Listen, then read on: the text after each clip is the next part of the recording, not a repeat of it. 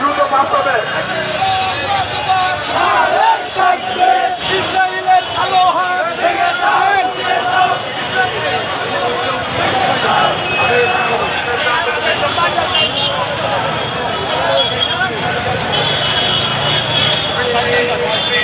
সুব্রত আপনারা দেখতে পাচ্ছেন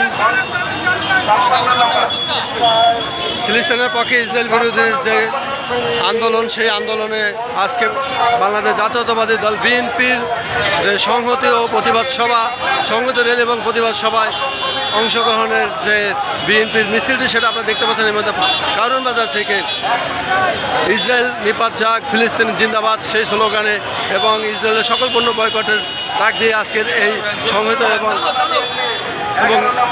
এই প্রতিবাদী র্যালি।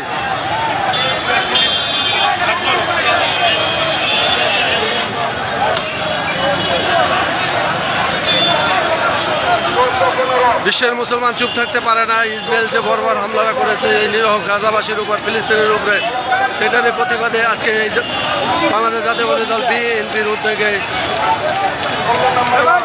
র্যালি এবং প্রতিবাদ সভা।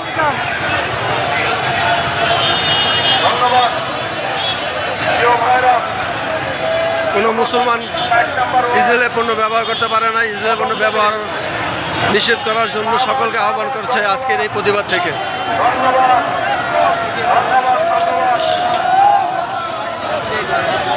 ইসরায়েলের কসাই নেতানিয়াহু গাজার ছোট ছোট বাচ্চাদেরকে নির্মমভাবে হত্যা করছে, গণহত্যায় লিপ্ত আছে।